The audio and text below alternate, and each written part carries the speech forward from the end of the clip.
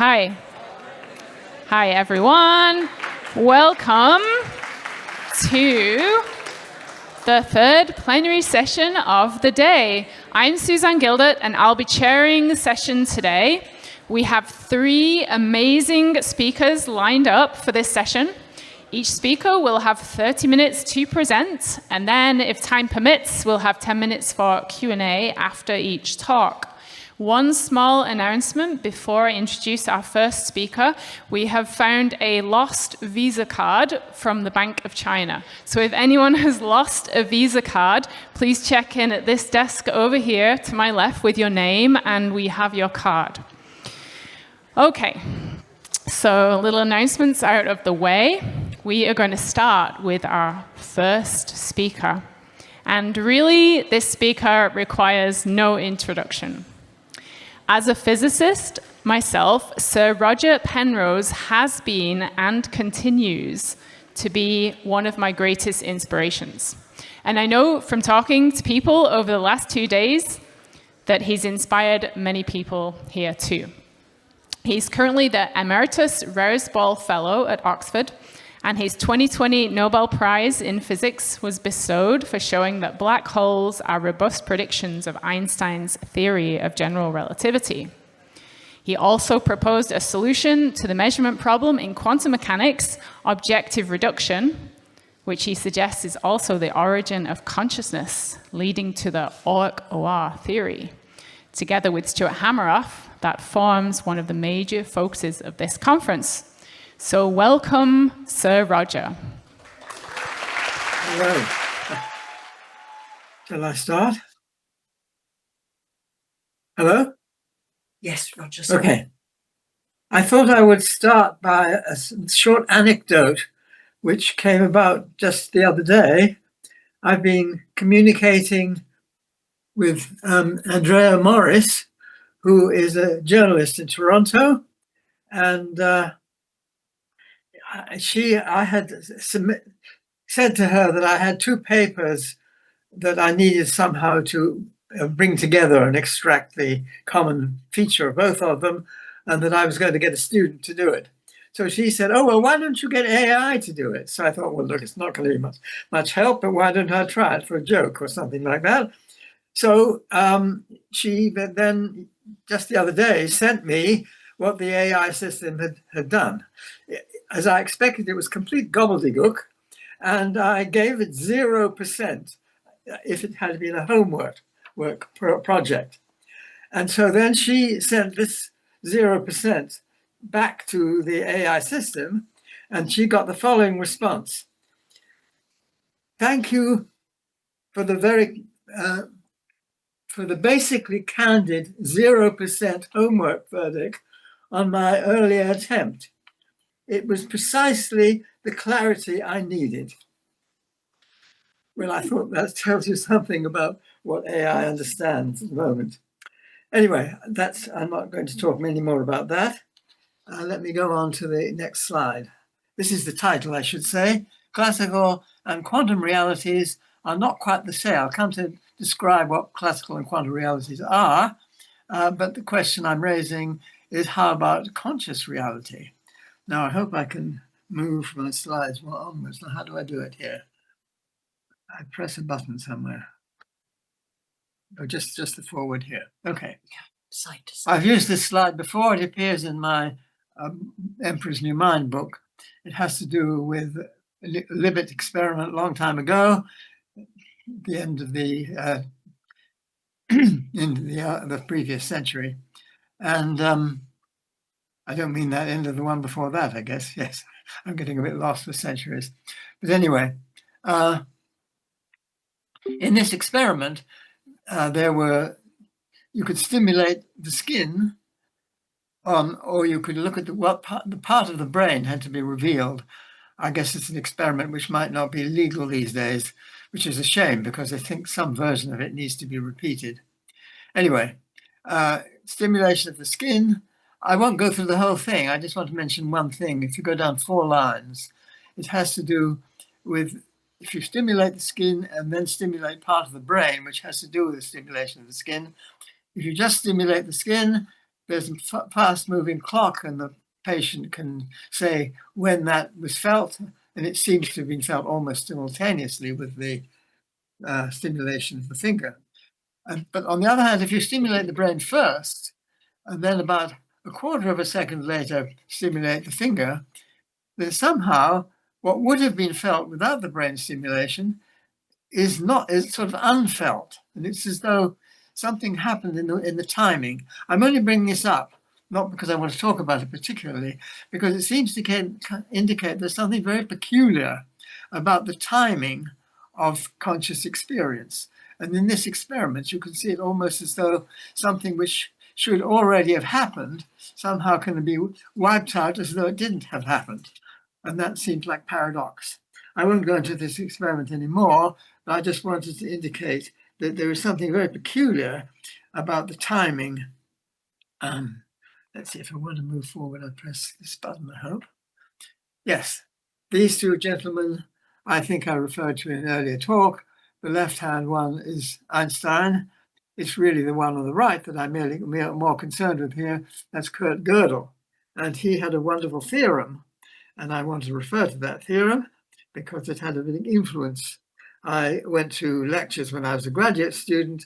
I thought that 3 years was a long time, foolish me, and a long time, and I could go to other things which had anything to do with my subject, which was in pure mathematics. And I went to lectures by Bondi on general relativity, by the great Paul Dirac on quantum mechanics, both very important to me. And the third lecture was a course by Steen on mathematical logic. And this, he described eventually Gödel's theorem, and I want to describe the aspect of this which relates to consciousness. The thing is that you're presented with a set of axioms and so on, and what does Gödel say? It's a question of what is a proof made in mathematics? And you might say proof, you would say, is, okay, you've got these axioms and you've got these rules of procedure, and if you follow the axioms and the rules of procedure, that gives you a proof. So what does Gödel do? He constructs it, this is a clever thing, of course, he constructs the statement which actually says, I am not provable by those rules. And it actually does that. That's the clever thing that Gödel managed to do. When you understand what the statement actually means, it means I am not provable by those rules. And then you say, okay, well, let's suppose it's false. Then it is provable by the rules, and it's provable by the rules, and it has to be true either way. So it has to be true and not provable by the rules. Now, how can something be true and not provable by the rules? Or more importantly, how can you see that it's true? Well, you can see it's true not by use of the rules, but by understanding why the rules work. And this was a real stunning revelation to me, because it says that conscious understanding goes beyond rules. It doesn't follow the axioms. It doesn't seem to follow the laws of physics as we understand them. Conscious understanding, after all, understanding in the meaning of the term implies that if an entity understands something, that implies that it's at least aware of it in normal usage of language. So it seems to say that awareness is involved in something which goes against computability. So I took this view from this lecture course, and I realized that it wasn't my subject, but still it seemed to me that it was an interesting fact that whatever consciousness was not the result of a computation. So that was the view I held. And let me try and move on to the next slide. Oh dear, something's gone wrong here. Here we are, consciousness. I think that's all right. It relates to understanding.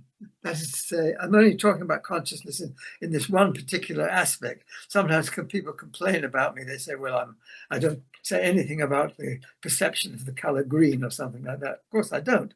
All I'm saying is one tiny aspect of consciousness, you might say, which is the element of understanding, the quality of what understanding means. And as I say, for an entity to understand something, the normal usage of language means that at least it must be aware. So there is something involved in awareness genuinely in understanding. Let me move forward. This is, I should mention Cantor, who was very fundamental in the precursor of his ideas. Let me move further. This is just a picture of sort of natural selection involved. And I'm trying to say that sometimes people say, oh, well, that's just mathematics and that's just a particular thing. But it seems to me it's very important. And the question is, how can somehow this quality of understanding have arisen by natural selection? Or being a mathematician, I'm trying to argue, is not really valuable for natural selection, because I have in the background, I've got things which are valuable for natural selection, like people building shelters, domesticating animals, and in the foreground, building a shelter for catching this poor mammoth. And these are things which evidently would have helped people along and develop their quality of conscious understanding. And here is the poor mathematician in the foreground trying to prove a theorem. There's a little joke in that theorem, which I won't go into. I think it was the first theorem that was proved by a computer, I believe. And the idea was that this poor mathematician who just discovered this theorem, and this doesn't help him at all because he's about to be eaten by the saber-toothed tiger. The moral of this thing is that just being a mathematician and understanding subtle mathematics is not the point. That's quality of understanding, and understanding in general was what was selected for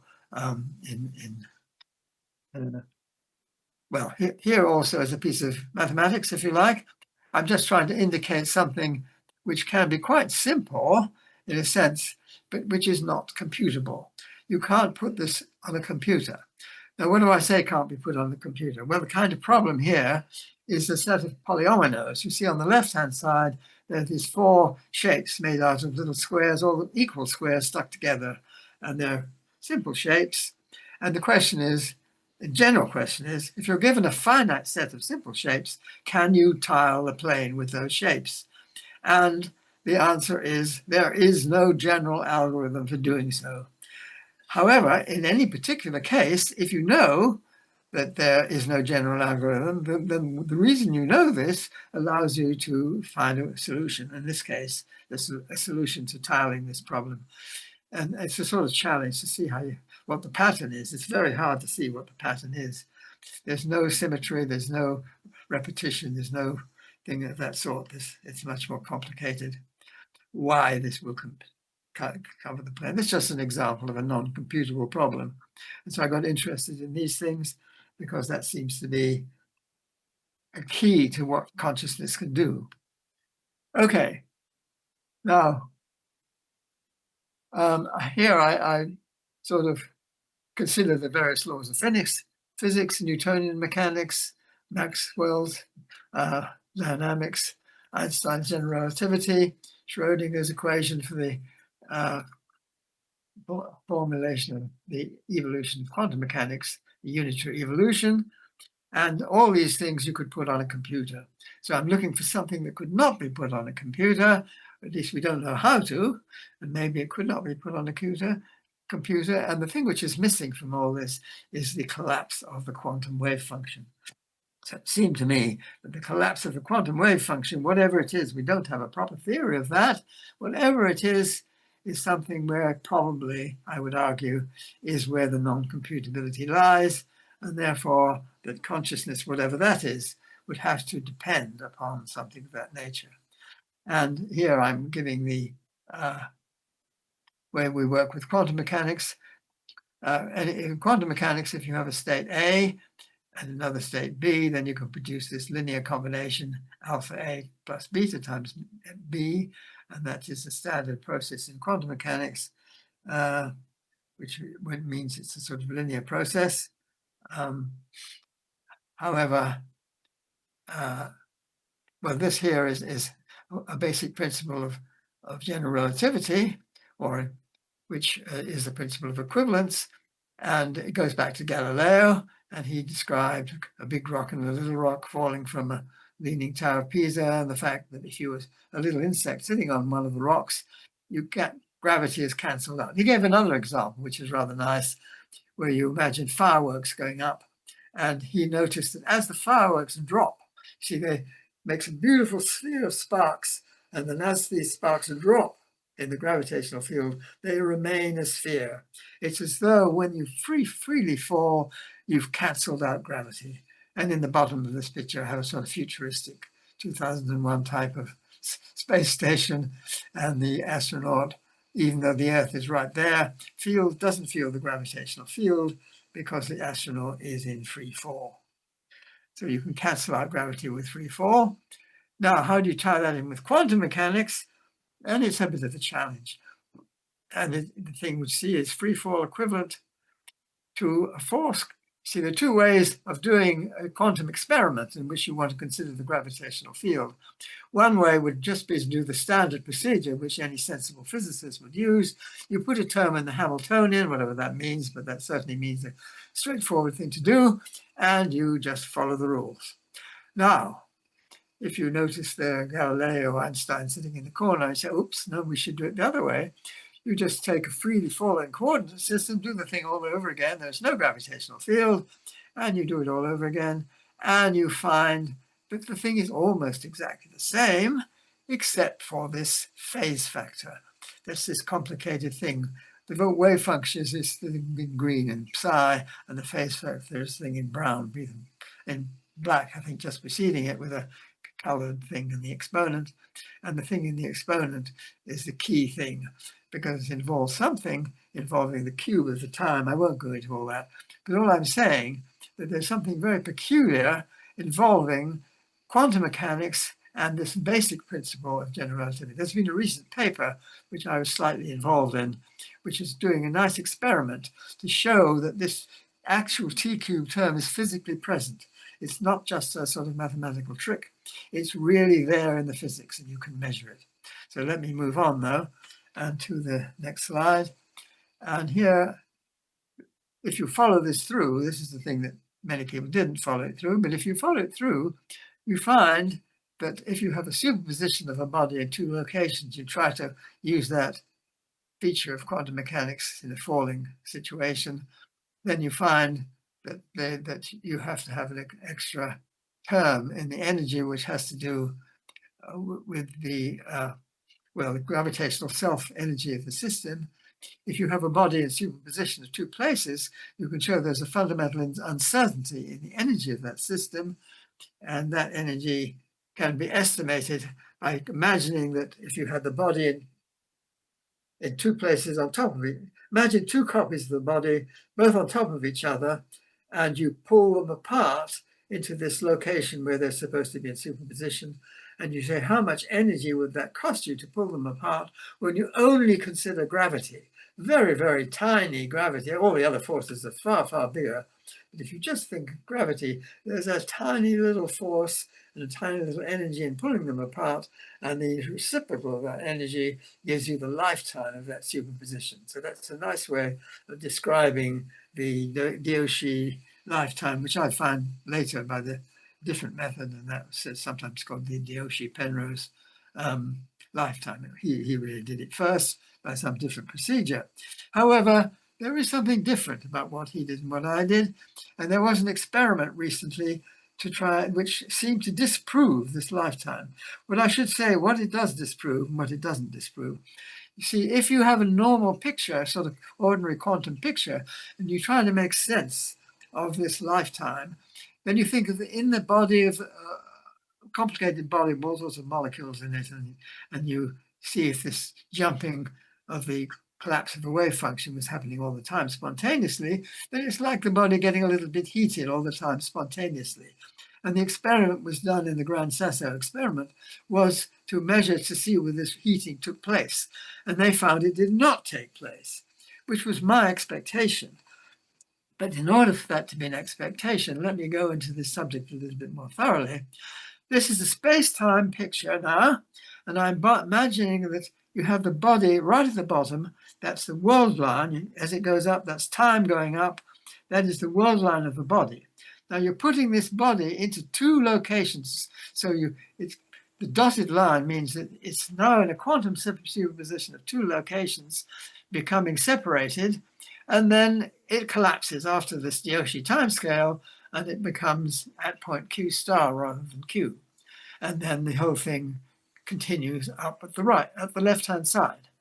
Now, suppose you describe this picture according to an observer moving very fast in one direction or the other, but according to relativity theory, when one disappears and the other one appears, that's simultaneous only in one frame. If you have a moving frame, then sometimes the thing disappears before the other one becomes a whole state, or the other one, one of them disappears before the other one has become the whole state. And the other ones don't make any sense, because it might mean there's also a probability of becoming two objects or none at all. And that certainly doesn't make any sense. So how do you make sense of this? Well, the only way I can see to make sense of it is a little bit more complicated than that, but the clearest way to make sense of it is to say that the reality goes right back to the creation point. So look at the diagram and look at the point Q, I think it's called.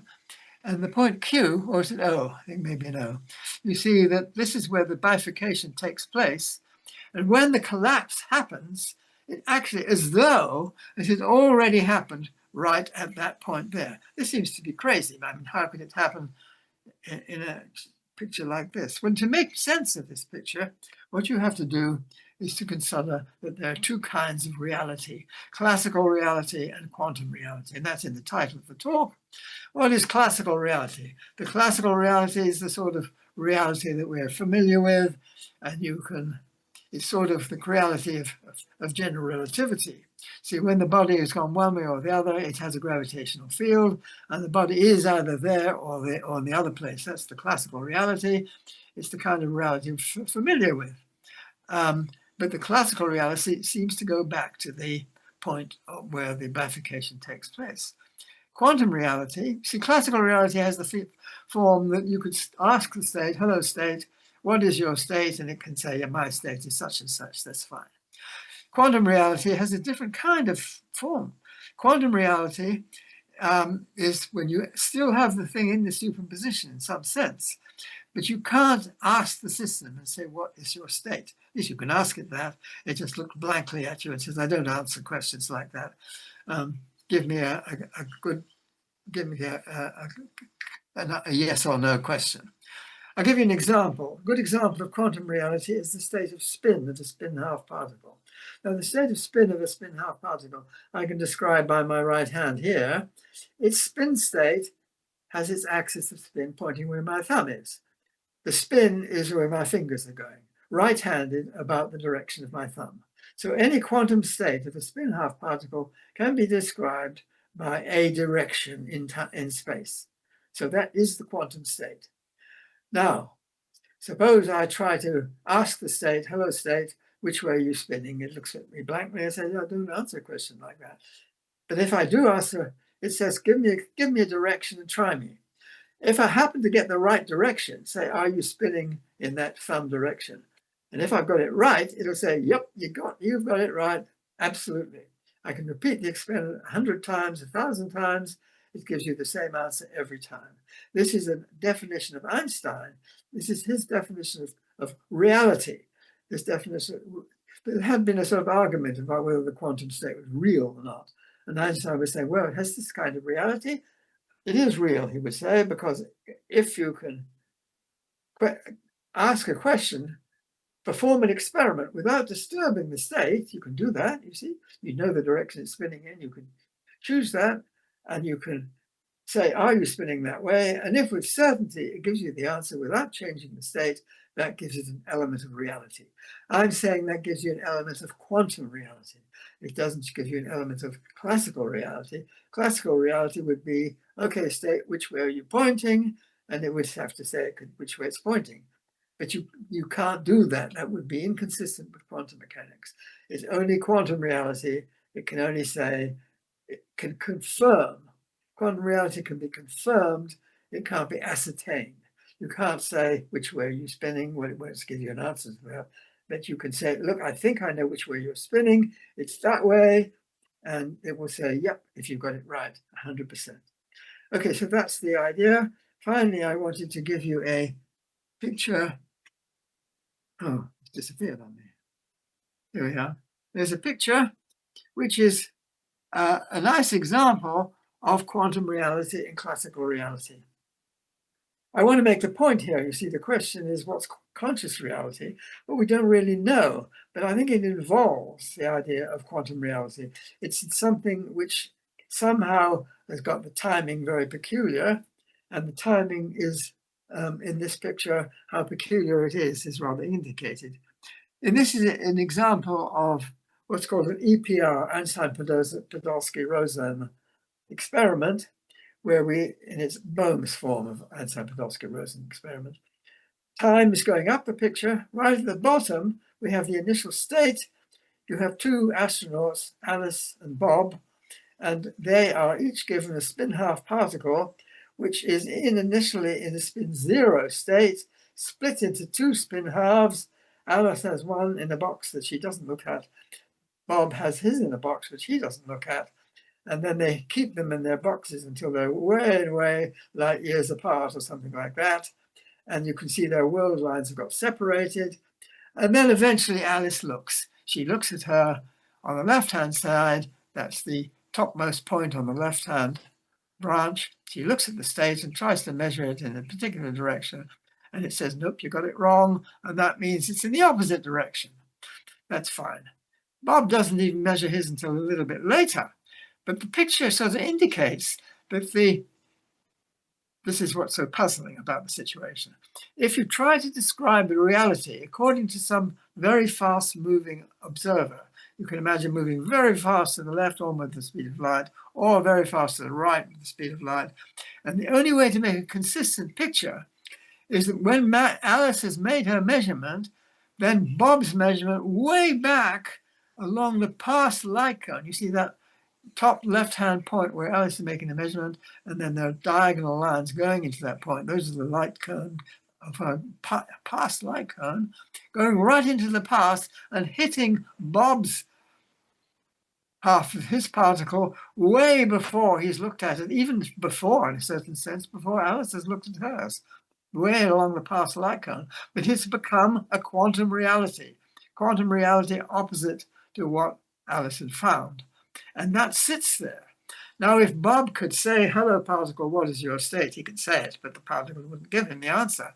But if it would give him the answer, you'd have a blatant contradiction. Absolutely. The whole theory of relativity would collapse to the ground. It would be hopeless. However, it's only quantum reality. He can't ask the state. He can ask the state, but he just has to choose a direction of his own choosing. And then you can ask the state, what is your state? And if it's got it right, he's got it right, and so on. Think about this picture. I've mapped out all the different quantum realities all over the whole picture, and they're remarkably consistent. The quantum reality is completely consistent over the whole picture, even though it has a sort of retrocausal aspect to it. So I'm trying to say that quantum reality has a very peculiar relationship to time. It does not mean that you can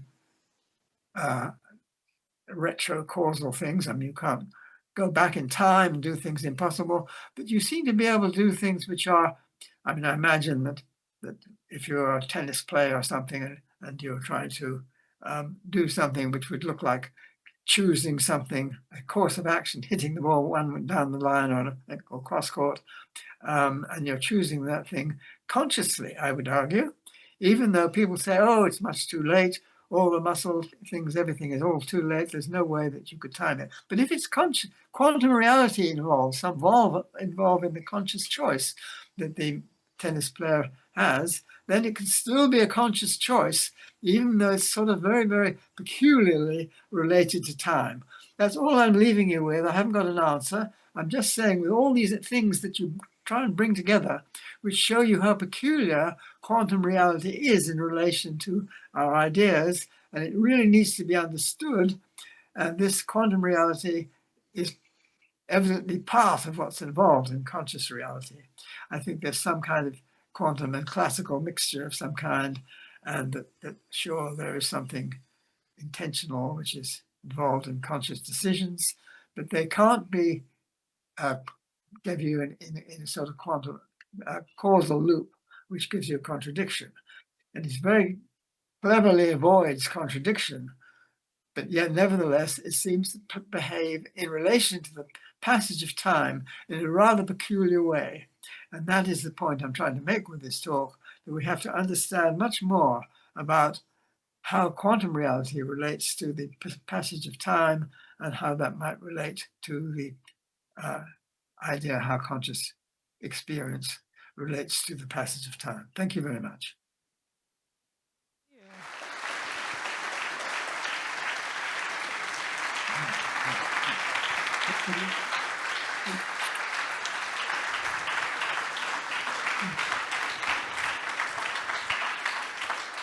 Thank you, Sir Roger. That was awesome.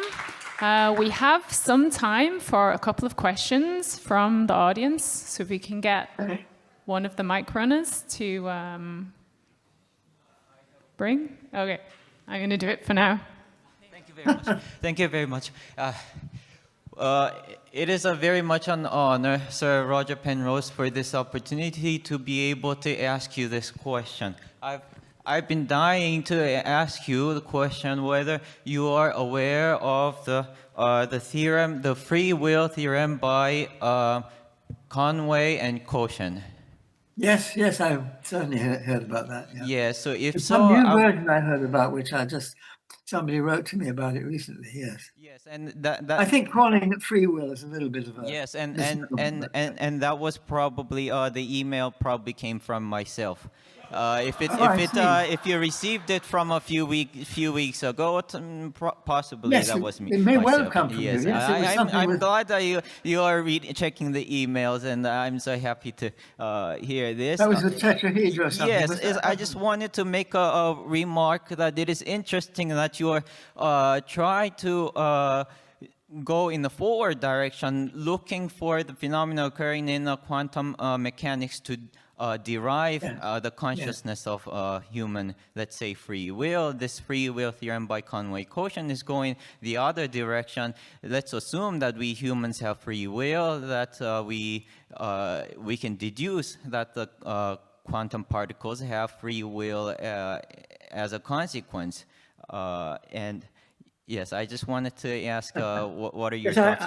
Thank you very much for sending. Thank you. I hadn't worked on that for a long time. I remember I produced an example with a dodecahedron, which you could send, I think, two versions of it, one to here and one to a friend of yours in Alpha Centauri or something.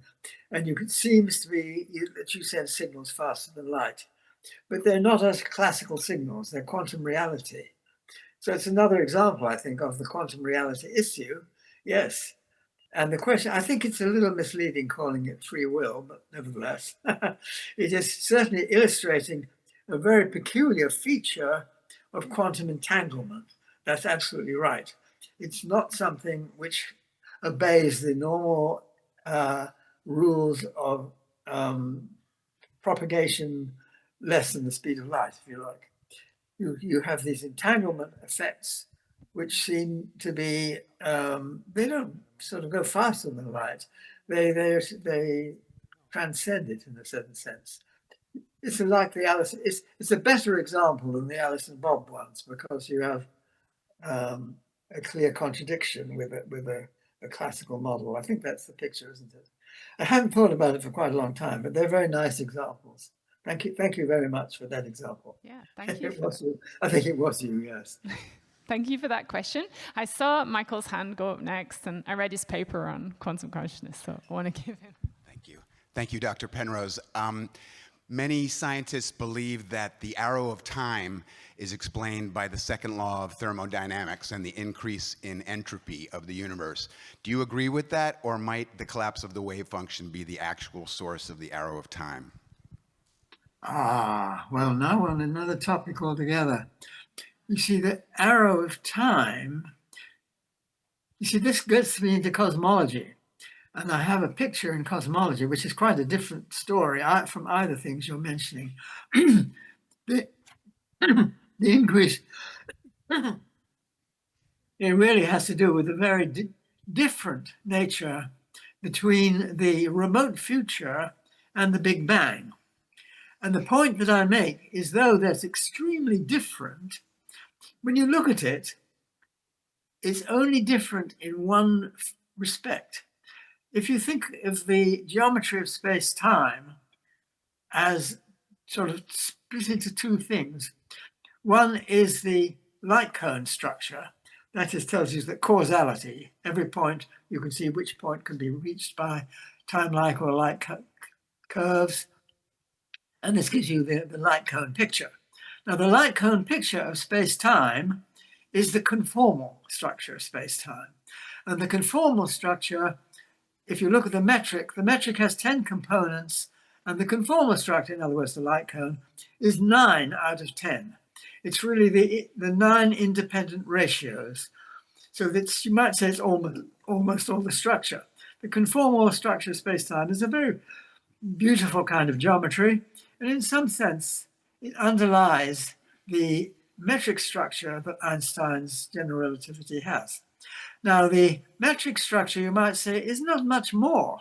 It's 10 components rather than the 9 independent ratios. Now, what is that 10th component? What is it measuring? Well, it's really the two most famous formulae of 20th century physics. What are they? Well, Einstein's E equals mc squared, which tells you that energy and mass are equivalent, and Max Planck's even earlier, a little earlier, E equals h nu or hf, tells you energy and frequency are equivalent. Therefore, frequency and mass are equivalent. You put the two together, and that tells you that frequency and mass are equivalent. In other words, any massive body is a clock. It ticks with a frequency given by its mass. That's what those two formulae tell you. So that tells you that mass is a clock. Now, what happens when you don't have that scale, when you don't have mass? When you don't have mass, you have a conformal picture. Now, when you have a conformal picture, well, the Big Bang, you might say, and the remote future, what could be more different? What I'm saying is, well, what could be more similar in a certain sense? Because the mass, that's a place, both places are places where mass essentially disappears.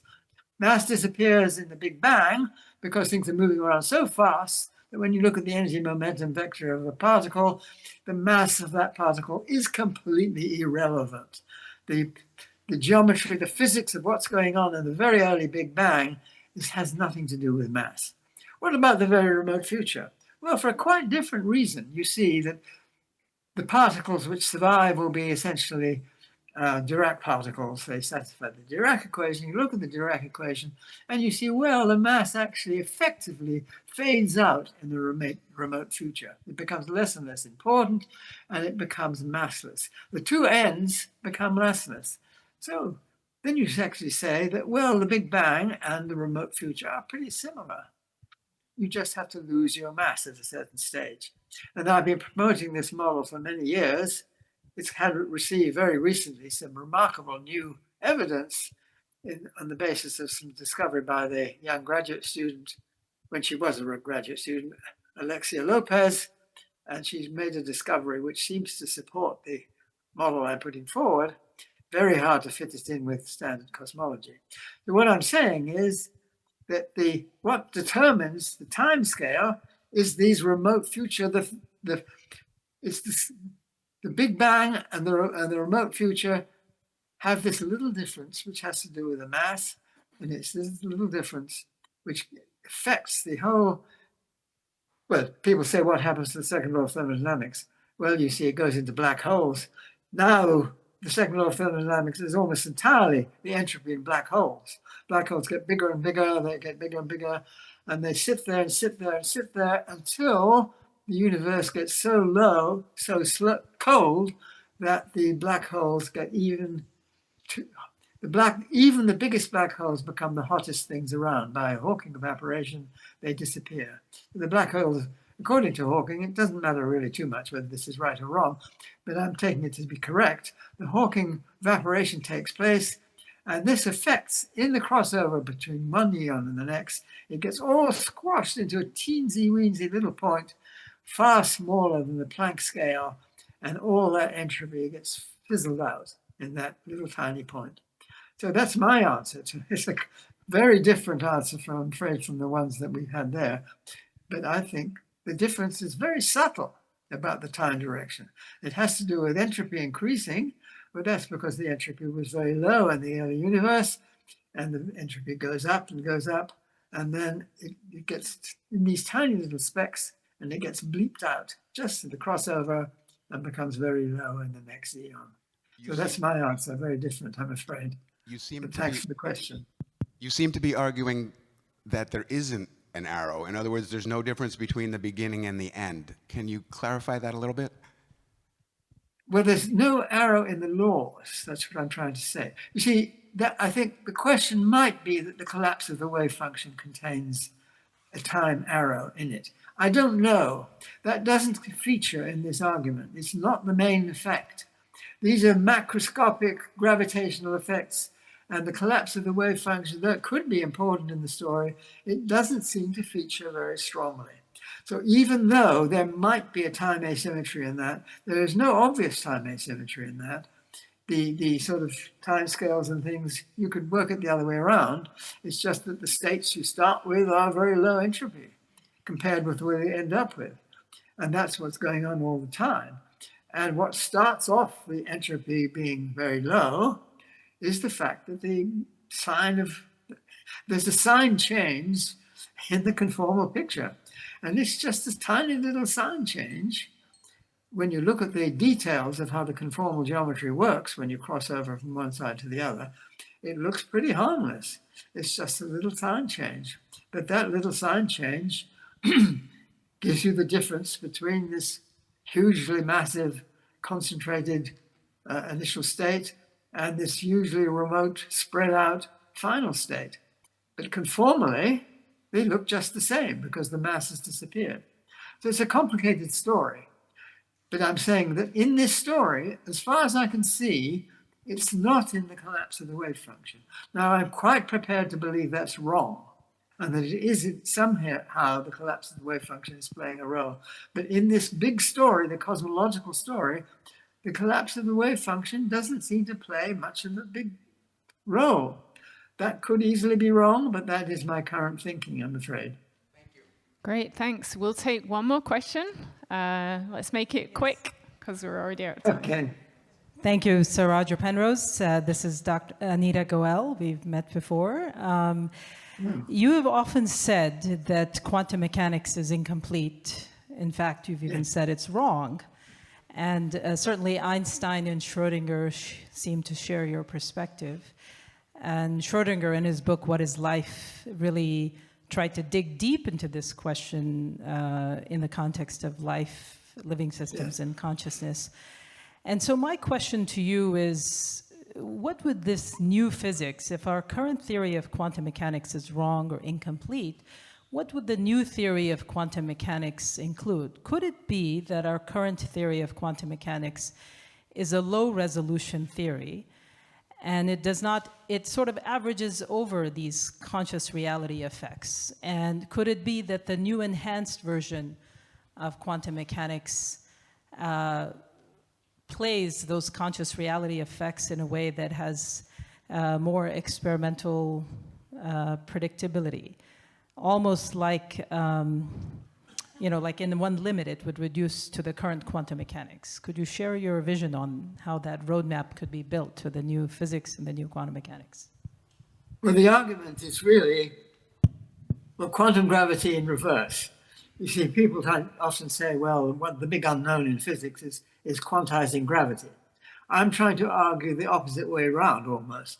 You see, quantum gravity would maybe helpful, maybe to say something about what happens inside black holes, but that's not much helpful to physics of the world we're actually interested in.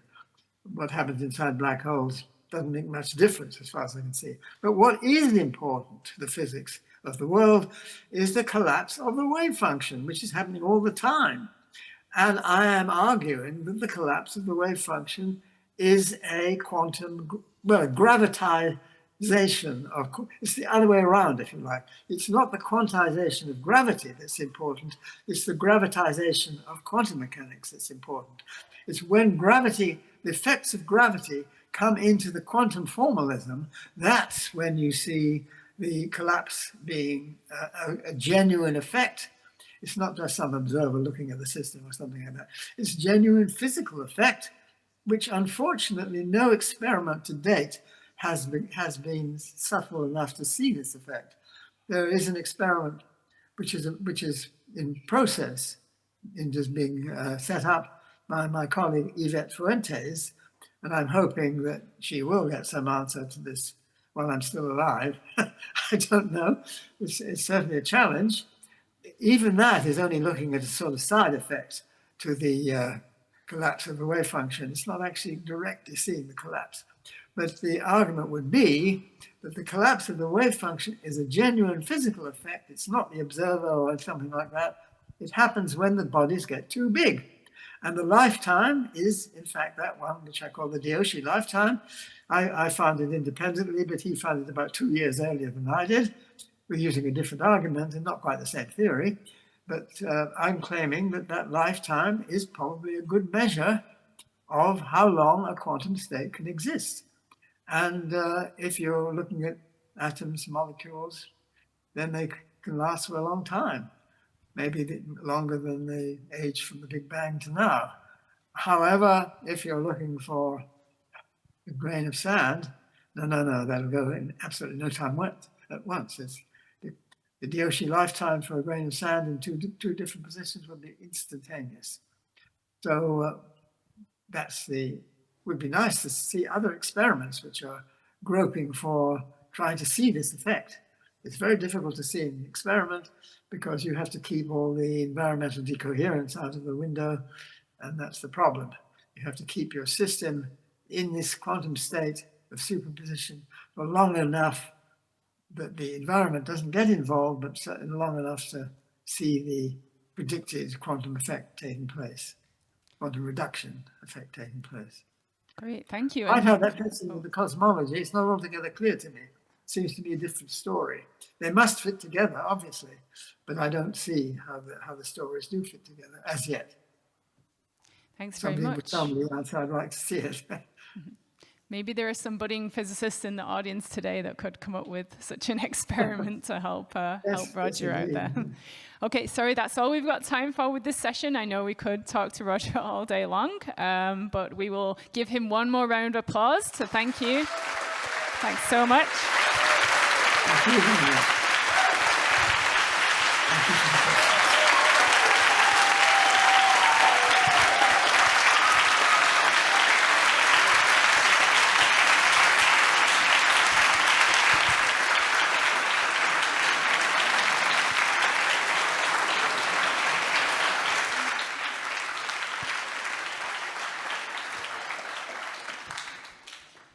Excellent. Well, thanks, everyone.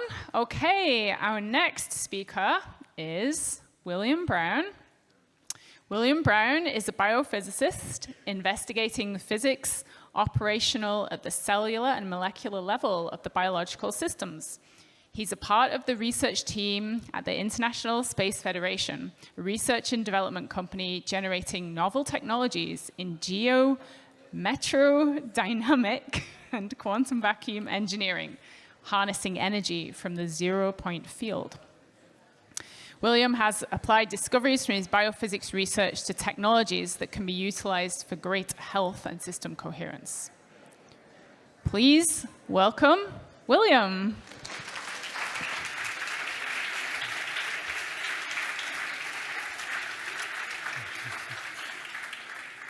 Thank you. Thank you all for coming, and I hope you will enjoy my presentation today. I work with the International Space Federation, and actually my background is in cellular and molecular biology. In fact, some of my postgraduate work research was in investigating neuronal cytoarchitectonics, because what I was looking at is how the architecture of the brain can be involved in consciousness. And actually, during the course of that research, one of the things that became apparent is that the brain has a fractal architecture, a fractal structure. So actually, what I needed to look at in addition to the macro scale neuronal architecture was actually subcellular cytoarchitectonics, in addition to the larger geometric structures of the brain. Now, at the subcellular level, when you're talking about cellular cytoarchitectonics, you're at the microdomain. And these are macromolecular assemblies.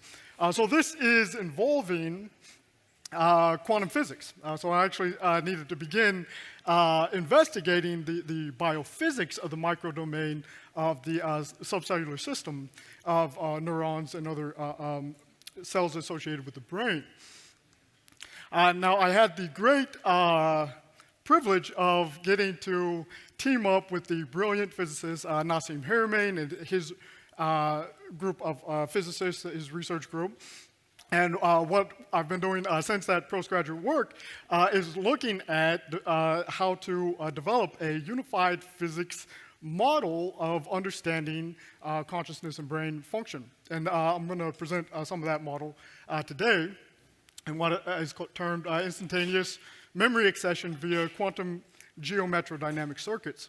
And one of the reasons I think that this is valuable to this conference and the science of consciousness is that this model is not only an extension of the Hameroff-Penrose orchestrated objective reduction model, and not that it's going to be, or that I'm going to be discussing the generation of consciousness per se. That's covered by ORCO-R and the DOZ Penrose objective reduction mechanism, but actually looking more at a specific aspect associated with cognition and more generally sentience, and that is memory.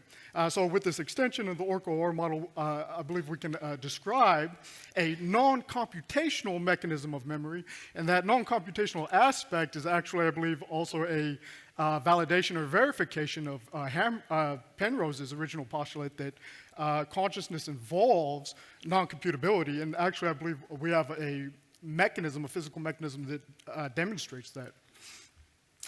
So first, do we need to go beyond what we already have, the conventional understanding of neuronal brain function?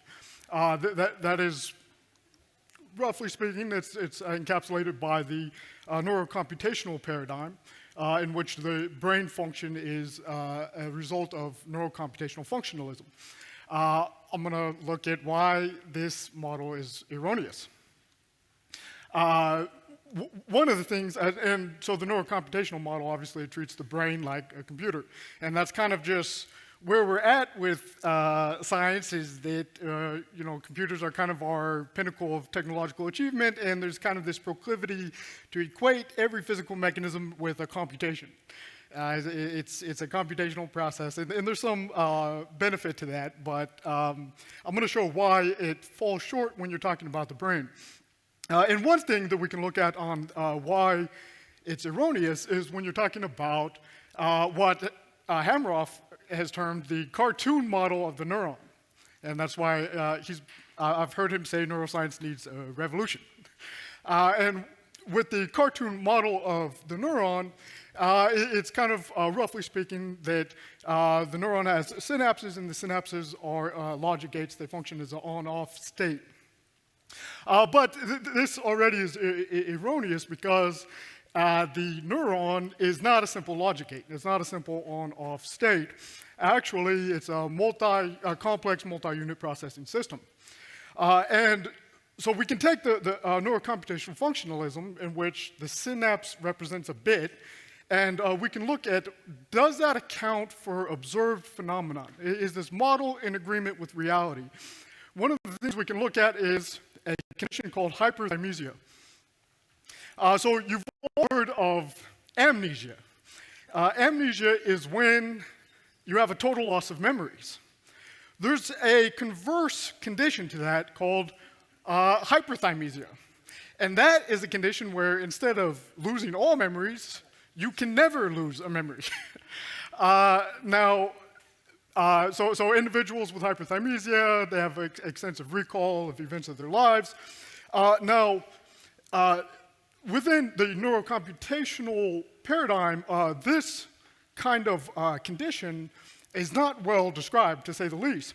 And in fact, it was not believed that this would even have been possible. So actually, it wasn't even described until as late as 2006 in a comprehensive, rigorous empirical method. And that's because these individuals have extensive recall of almost every day of their lives, and it's almost automatic.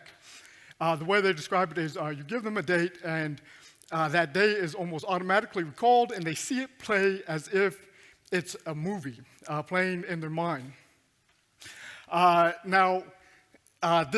This has been quantitatively assessed, and it is definitely statistically significant, the anomalous type memory that these individuals with hyperthymesia have.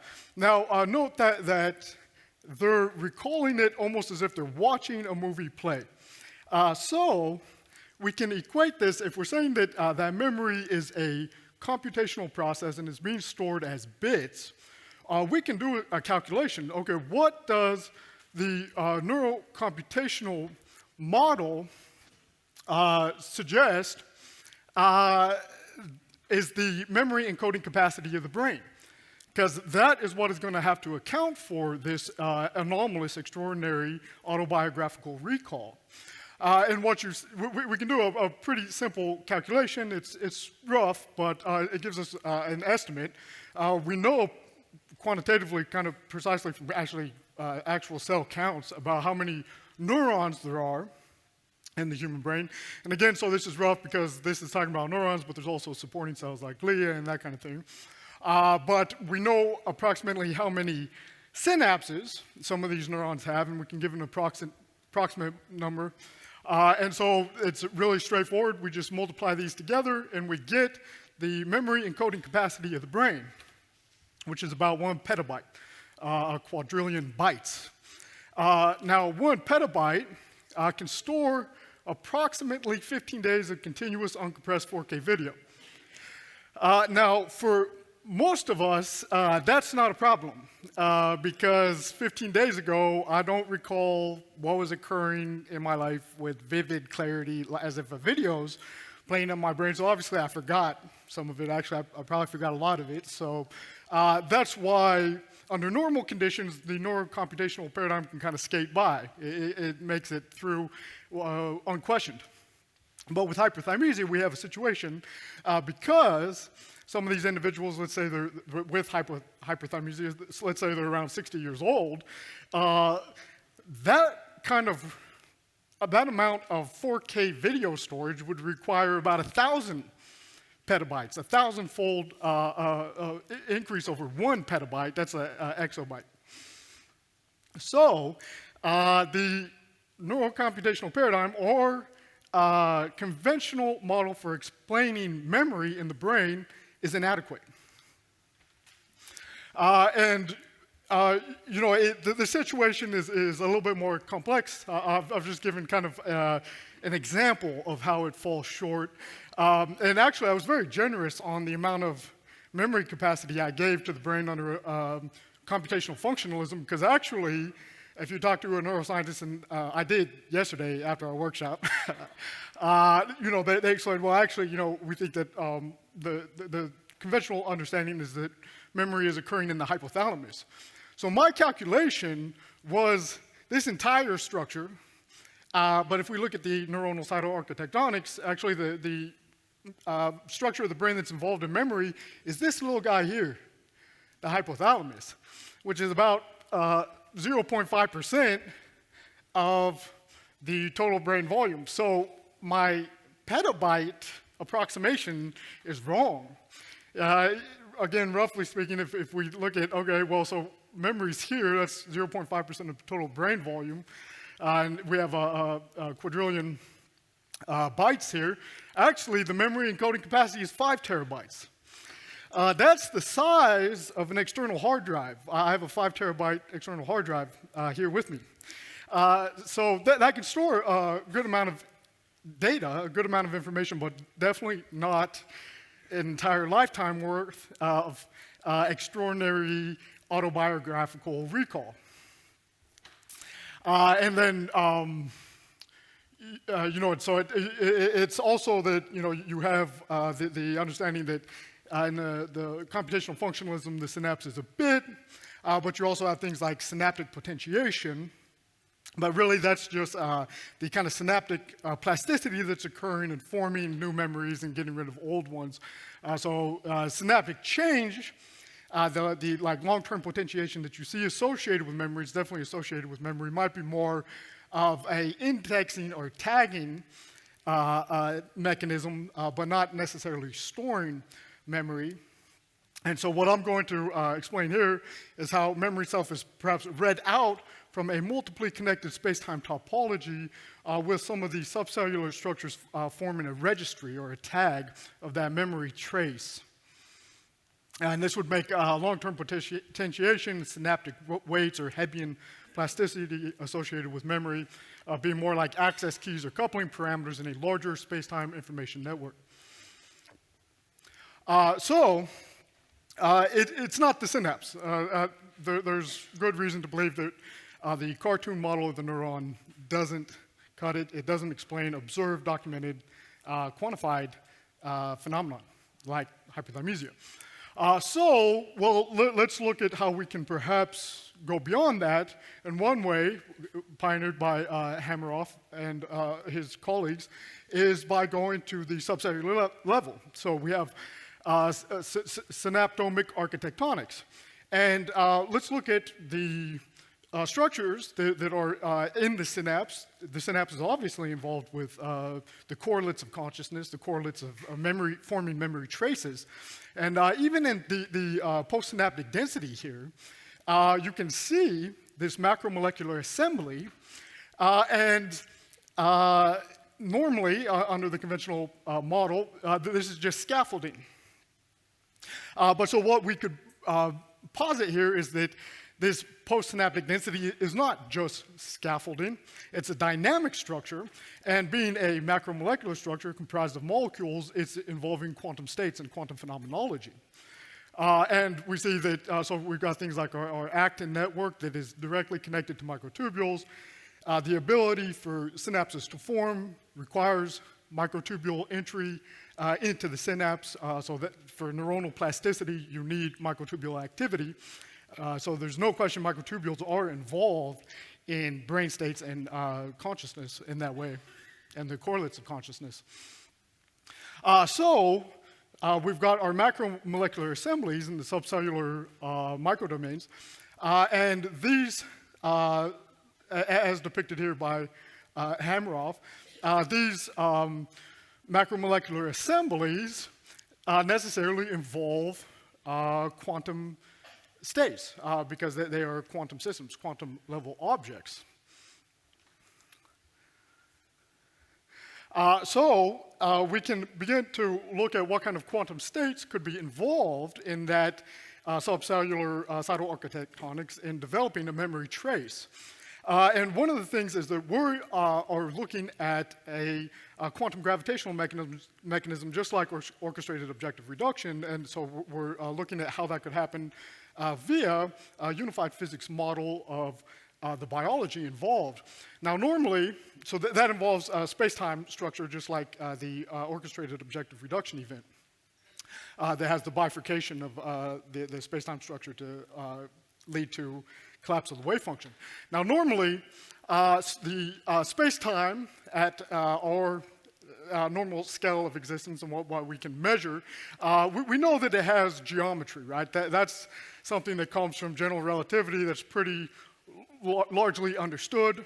I might ask a geometry of what, because space-time's often, just described as a vacuum, and it's almost, the geometry is thought of as like an abstract thing. I'm going to show it's not, because actually what is typically thought of as like a smooth, continuous geometry, if you go down to small scales, high energy scales, this is at 10 to the negative 35 meters, the Planck scale, it's actually a multiply connected topology, a multiply connected geometry. So it's not simply connected, it's not a smooth, continuous topology.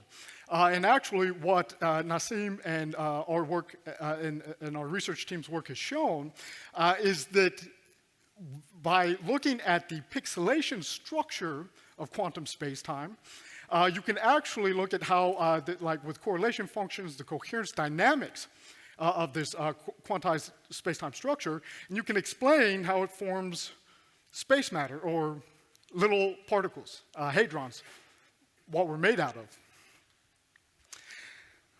Space matter particles. So this is actually work from our Nassim and our ISF research group. And what you have is, so we have the quantum vacuum. So the electromagnetic energy density of the quantum vacuum at the Planck scale here is actually so large that it curves space-time. And this is work that was done by Wheeler, and it's more commonly known as quantum space-time foam. But actually what happens is it curves space-time so greatly that it begins to encapsulate space-time. Space-time becomes infinitely curved. And what we have here is the formation of little space-time voxels. So this is a discretized structure of space-time at the quantum scale. And discretized structure, space-time voxels, can encode information. So this led us to the idea to posit a term we call space memory, that information can be encoded actually in this quantized structure of space-time. And when you apply the understanding of what we call these Planck spherical units or space-time voxels, when you apply it to the understanding, looking at them in very coherent phases, you can actually describe the hadronic scale. You can describe particles like the proton. And one of the things we have here is an Einstein-Rosen bridge that forms from this quantized structure of the proton. So that Einstein-Rosen bridge is actually more commonly known as a wormhole connection. And what we have from this work is the understanding that all protons are connected together in a multiply connected space-time topology. Every proton is connected to every other proton via that fine-scale structure of space-time, which is always there, the quantum space-time foam. Now when we're talking about how long do coherent states to quantum states last in the brain, that's an important consideration, but one of the things is that the matter that we're made out of is always connected at the Planck scale via this nonlinear connectivity circuits, what I call geometrodynamic circuits. So even if a quantum state might have come and gone, let's say in the subcellular domain, it's the protons that macromolecular structure in the brain is made out of is still connected via its space-time architecture, multiply connected space-time architecture.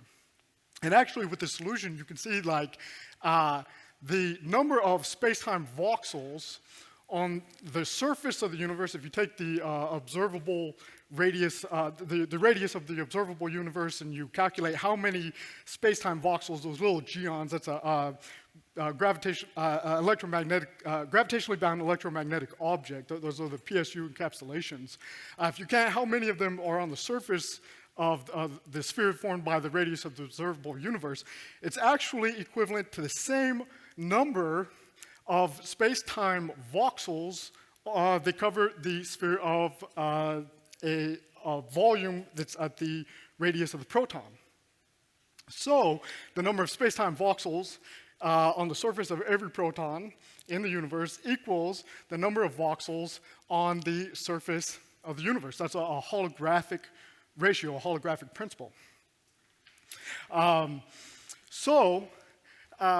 we're talking about those subcellular cytoarchitectonic domains, these structures that are involved in forming the quantum states, like the chromophore residues, the tubulin and the microtubules, the aromatic rings, amino acid ring structures, these are made out of protons. And as we've shown, those protons have a multiply connected space-time topology via, they're connected together via Einstein-Rosen bridges, and they're connected to the quantum scale of space-time structure as well. And that includes many different kind of macromolecular assemblies. So the same is true of DNA. So in future work, we might explain why DNA is a memory molecule. We believe this could have a lot to do with that. The structures that we're talking about in the tubulin are made out of protons. This is a depiction of a proton which is connected to every other proton and also the quantized structure of spacetime. A note on what these spacetime geometries are that I'm talking about. I touched on this a little bit on the workshop yesterday, but I'll just reiterate here so that it's clear for anybody who might have missed the talk yesterday, is that you have, as far back as 1935, Einstein and his colleague Rosen attempting to solve the particle problem of physics in general relativity, because what has now become the standard model describes particles as point-like objects. And this leads to a whole host of problems, particularly in general relativity, because you have pathological spacetimes like singularities. Their solution was to extend particles, extend their description as a spacetime geometry, and that's where you get the idea of wormholes. Einstein, or as they're more technically known, Einstein-Rosen bridges. Now, wormholes, as they're popularly known today, we usually think of these as like cosmological objects, large astronomical objects out in space. The way that they were originally discovered was in describing particles.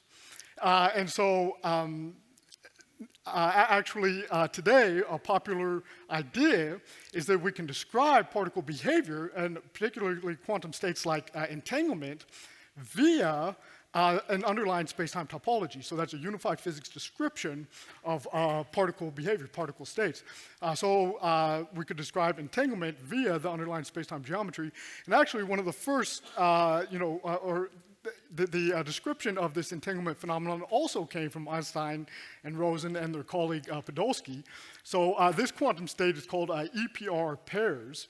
And importantly, especially when we're talking about macromolecular assemblies in the cell, these entanglement states aren't just between two particles. Even recently, there's been work that has described multi-system entanglement of large assemblies of molecules like what you would have in the microtubule. So this is where we get to the extension of the Hameroff-Penrose model.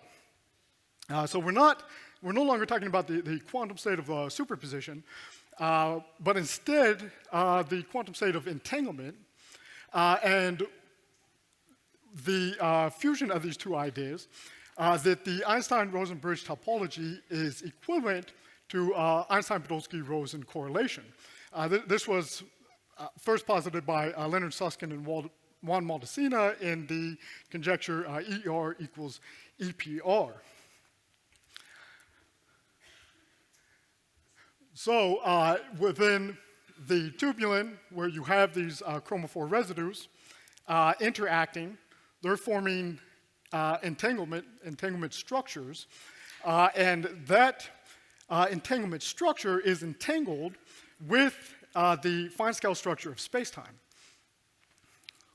So what happens is that as you're moving along, you're imprinting memory traces into the structure of space-time, and you're non-locally connected with that imprint into the space-time structure. Because remember that the quantum space-time foam is always there. It doesn't require some kind of special mechanism to keep that non-local connectivity circuits of space-time. It's always there. And also an important consideration, so this is a space-time diagram. We have a space-time, and this is a world line.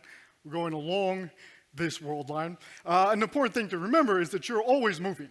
So even when you think that you're sitting still, like in this room, you're actually moving quite quickly with quite a high velocity through space. You're on spaceship Earth which is orbiting the sun, and the sun is moving through the galactic plane. So there's no shortage of information surface on the fine-scale structure of space to imprint information on. Space is very large, which is why if you're talking about like hyperthymesia, and the information is being imprinted into the structure of space and then retrieved via the potentiation traces of the synapse, there's no limit to how much information can be encoded and retrieved quasi-instantaneously through the non-local connectivity circuits of space-time geometry.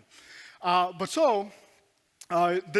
is one of the neurons in your brain going along this world line, and it's having molecular scale interactions, which are involving quantum physics, and part of the description of those interactions involves those molecules forming entanglement states. That entanglement state is actually entangled all the way to the fine-scale structure of space-time, and it's leaving a memory imprint. That's what these wavy lines emanating from the microtubule is meant to indicate. And then as you go along, you have different kind of configuration states, different kind of, let's say, topological qubit states on the microtubule that are being formed, and that's imprinting.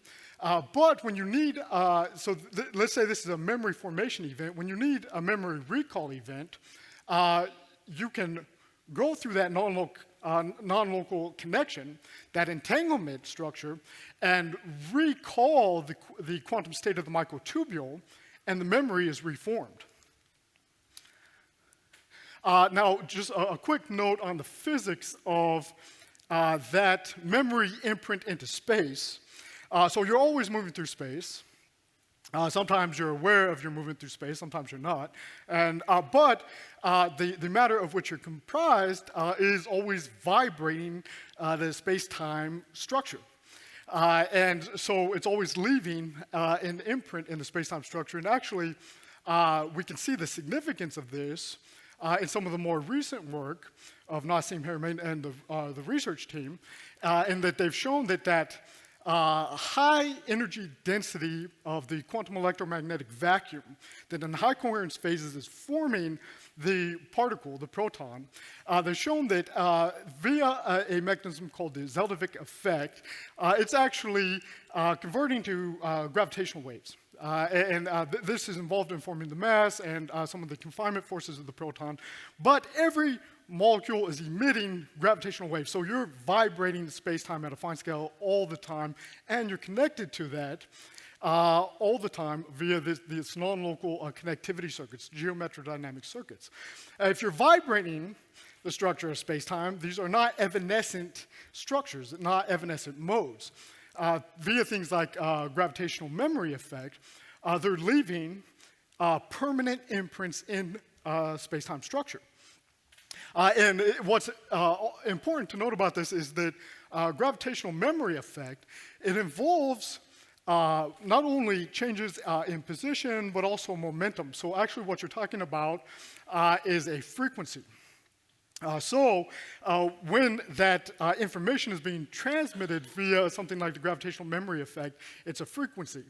And we know a lot about how that can be involved in information transmission from electromagnetic transmissions, which all the information is encoded not digitally, but actually in the frequency modulation and amplitude modulation of the signal. So again, that's a non-computational information transmission mechanism. And so we're talking about an oscillator. So the way that this memory trace is affecting the quantum state of the tubulin is via affecting those dipole oscillators, the chromophore residues. And so, our proton that's emitting gravitational waves is a carbon nucleus here, so we're already in the biological domain. But so your neuron here that is emitting gravitational waves, which is being recorded in the space-time structure via gravitational memory effect.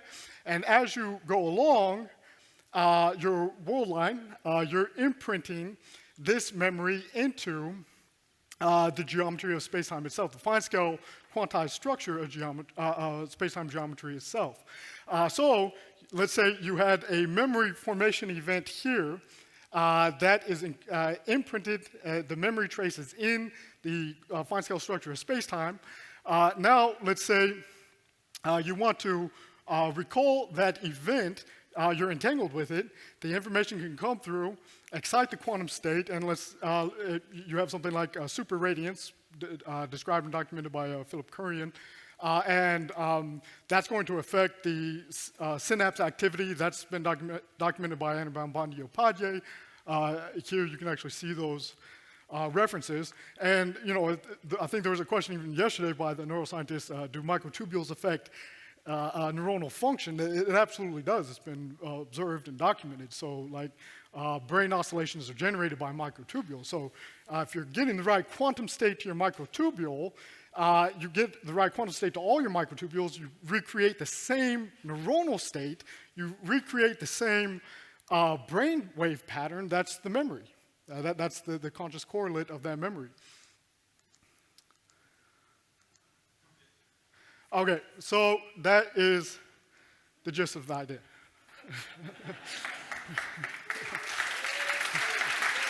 Actually, one question. Thank you. Thanks, William. That was awesome. We probably got time just for one quick question for William. So, yeah. I don't want to pick the front row again. Sorry. Yeah, I'll go back here.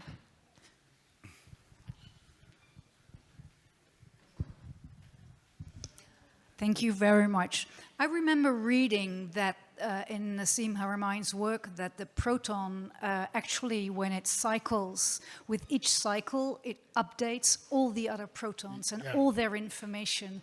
So what you're telling us, is this also accounting for the holographic principle? Yeah, exactly, absolutely, yeah. So Nassim and his group has actually calculated the refresh rate of every proton in the universe. And the way that physically occurs, because that sounds like a pretty phenomenal thing, that every proton is informed from every other proton. How could that possibly happen, especially when general relativity says that there's a speed of light limit on how fast you can transmit a signal? Well, general relativity also says that there's a shortcut to that speed of light limit, which is the Einstein-Rosen bridge, quasi-instantaneous information transmission. That network, that neuromorphic network of space matter nodes that are the protons, are able to exchange quasi-instantaneous signals so that the entire universe is updated at about 10 to the negative 23 seconds. And so it is a unified whole, but that's definitely a holographic principle that you have at play there. But so, again, just to stress, you're made out of that quantized space-time structure. You're made out of those protons. So you're forming these entanglement structures with the whole universe. And you can see that in other quantum physics formalisms. I mean, like Bohmian mechanics has a universal wave function. The Wheeler-Feynman interpretation of quantum mechanics has a universal wave function. So these things are actually part of some of the canonical descriptions of quantum physics even. Thank you, William. Let's give him another round of applause.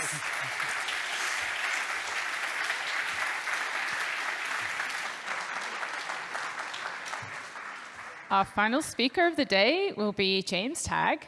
James is an inventor and serial entrepreneur who trained in physics and computer science at Manchester University and engineering at Cambridge. He's most famous for inventing the projected capacitive touchscreen, which is found in all smartphones. He also founded the Penrose Institute, which studies the interface between quantum mechanics and general relativity and its implications for human consciousness. So let's welcome James. Hi.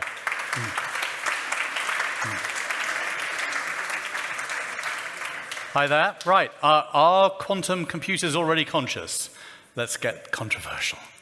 Okay, so what do we mean by consciousness? Well, David Chalmers is very famous for one of the early versions of this conference, getting up on stage with a hairdryer that he'd hijacked from his room and pretending it was a consciousness meter and going, well, you're conscious and you're not, and offending half the front row in the audience. But I'm going to use the definition which I quite like from broadly speaking, Roger, which is a functional definition, that consciousness allows us to do something that non-conscious machines can't do, namely solve non-computable problems.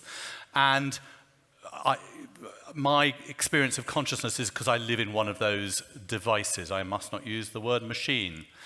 Why is this super interesting right at the moment? Well, we're watching LLMs gather a pace, and some people are estimating that they will be smarter than us in 2 years' time. So we will become as pets. So the same effect that dogs have with us, we will then become the pets of AIs, which I would hope is not the case. So we do know that computers have certain limitations. Those limitations are theoretical, from Gödel and Turing. So Alan Turing kind of invented the computer in his paper, and that's the one about computable numbers, which is unpronounceable according to the movie. And so computation back in his time was people in rooms writing out longhand mathematics. And he said, well, look, you could make a machine, you could conceive of a machine that could make any one of those mathematical calculations. And then you could say, well, does that machine solve every problem, right? Can it tell me whether I marry Mary or any arbitrary human problem?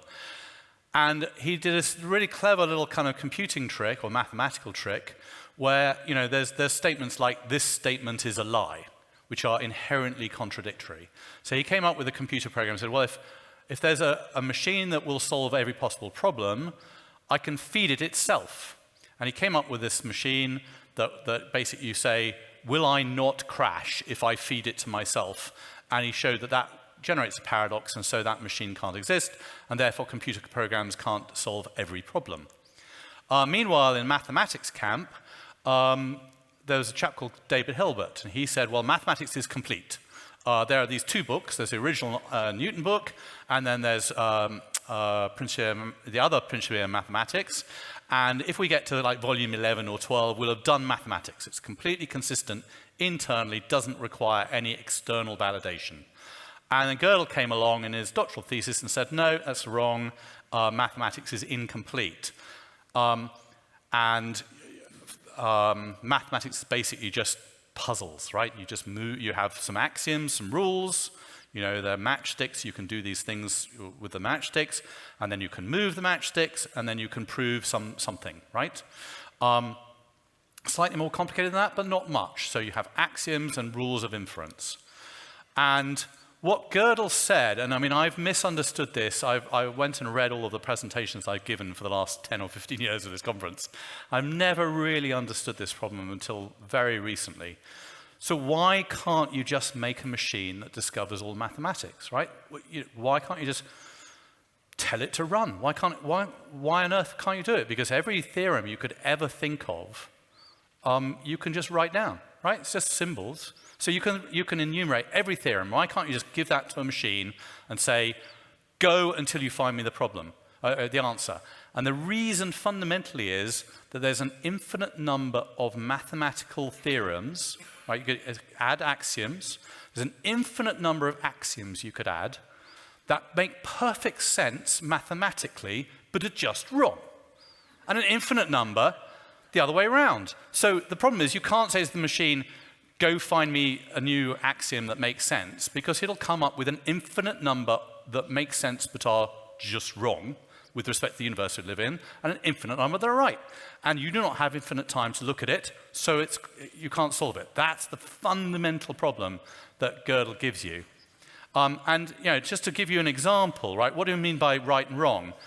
Here's an example, nice example with a sting in the tail, which is geometry, right? Euclidean plane. We live in a flat universe, but it's perfectly possible to create geometry with curved universes in it, right? Perfectly rational. You won't get a syntax error from your computer, but they don't make any sense because that's not the universe we live in. And that's the case for all mathematics. You can come up with an infinite number of mathematical theorems that are perfectly consistent, pass syntax error in any kind of theorem prover, and yet make no sense. Now, of course, the laugh here, of course, is that when you get to Einstein, we do actually live in a curved universe, or potentially curved universe, but on massive scale. So then you have to think, well, you have to understand scale. Well, computers don't understand scale. They just understand what we tell them. So that's the fundamental problem. Now, there's a theorem by Harvey Friedman. So he says, yes, okay, computers are theoretically limited. This is known, right? But you don't care, right? You will never find a theorem proven in the Annals of Mathematica, which is the equivalent, you know, I don't know if whatever field you have it's the top dog, it's nature or whatever. You'll never find something that isn't provable in a tiny subset of even piano arithmetic, just simply proven. And the problem with that is that, well, he might be right, but I think he's wrong. I think you do find problems that are solvable, and whether he's right or wrong, if you can add an axiom and short-circuit your proof so that you take something that's intractably, you know, complex and you can do it very quickly, then that's a really useful feature to have. So I think he's wrong in both ways. He's wrong, you do find mathematics that is more complicated, and he's wrong in that, okay, he might be right, but if I can find a clever axiom, I can outperform a machine. Non-computable proofs, it's a field that's been moving quite rapidly. And of course now with LLMs, you can just ask them, say, right, give me a list of all the current non-computable proofs that are out there that's been proven by mathematicians that required extended axioms. And it gives you a whole bunch. So it's now a field that you can actually do research on, whereas 3 or 4 years trying to find a proof would take you months of tedious effort. So this is what LLMs give you, research. So an Orc-OR machine does something really cool. It allows us to build, I must call it a machine, right? Roger will kill me, right? Machines and computers have a meaning in mathematics, right? They're what, can machines think? That's what Turing defined a computer to be. So I must always use the word device. So a thinking device, it's not a computer and it's not a machine. Let's go build one. So the first thing I did, I got stuck in COVID, and I couldn't, my O visa had run out, so I couldn't work for anybody. I hadn't got my green card yet, I hadn't got my work permit, but you can do theoretical physics research in your garage without breaking immigration law, as I understand it. And so I did this. I was supposed to go into the UCSD, but I phoned them up and I said, I'm ready to come in. Thank you very much for the space you offered us, Will and I. And they said, there's 2 problems. One, you're not faculty, and we're not only letting faculty on site because of COVID. 2, it's Will and James. We're only letting 1 researcher in each lab. So you fail on 2 counts, you can't come in. So we built it in the lab. And so this is a clever little experiment. This is not what I'm going to talk to you about, but I'm just going to quickly tell you what it is and why we sort of put it to one side. So we built this experiment to try and prove just objective reduction. So it's a single bit gravitized quantum computer, just 1 bit. And what it does is very simply takes a photon, puts it through a half-silvered mirror, has that detected by 2 single photon avalanche diodes. Those 2 single mode avalanche diodes move 2 mirrors, right? So you've got 2 mirrors that moved. Did one mirror move or the other mirror move? Remember, it's a single photon. So at the end of the day, only one mirror can move because you've got 1 photon, because there's got to be a measurement. And the question is, where's the measurement? And does it take time? And the answer is, I've given this presentation a few times before at this conference. So yes, it does take time. Yes, you can see it. But I could spend another 2 or 3 years of my life in the garage, fiddling with this machine, trying to get to the point where nature will accept it and publish it. And my wife said, just stop, right? Assume it works. Assume it works, right? Because do you really care? You don't have a PhD, you're not a practicing physicist in a university. Do you care? What you care about is, can you make the machine? So I said, well, okay, I should make one. And she said, well, what are you going to build? I said, well, I could go biological or I could go hardware. She said, well, pick one or do both. So we picked one and did the other one as well. So the first thing to do is we're making a biological computer. What we do is we take a skin sample from you, convert that to a stem cell, then grow an organoid from it, then for why do you do it? Because human brains can do single-shot learning without needing a nuclear reactor, so it'd be a very useful piece of equipment. And then we bring them and we make an array, 32 by 32 array. That's 1,000 of these small miniature brains made out of human tissue, which is a 1/16th model of the human cortex. And then we just treat it like a D-Wave machine. We say, we think you're a quantum computer, and we're going to write to you and read from you as if you are and see if you are. So it's like an adiabatic quantum computer. Solution number one. Huge advantage, it's massively scaled, right? It's got billions of gate equivalents, right? The largest quantum computer today is probably about 1,000 bits. This has got 1 billion bits, if it works, right? So this is project number one. We do send them to space, the organoids. So they go up to the International Space Station for 30 days, and they come back down. And the reason is that brain tissue, biological tissue, matures around 10 to 100 times faster in space. In fact, a brain organoid will get to 10 years cognitively and 80 years biologically in the 30-day trip to the International Space Station. And it's like the Jesuits, like, give me a boy until 7 and I will give you a man. So it's terrifically useful to have an organoid that's 10 years old rather than 3 months old, because it'll lay down permanent memories and all sorts of fun things like that. So then we took a look at the IBM computer, and this is actually the title of my presentation. The wonderful thing so the problem with my garage experiment is it's at room temperature, it's extremely difficult to do, it's very, very noisy. We do get a kind of positive result. As I said, I could spend at least another 3 years on the stats. The nice thing about an IBM quantum computer, it's got billions of dollars of research into. It's an extremely well calibrated machine. It pulls hard vacuum. It goes down to, millikelvin, right? So it's already $1 billion experiment.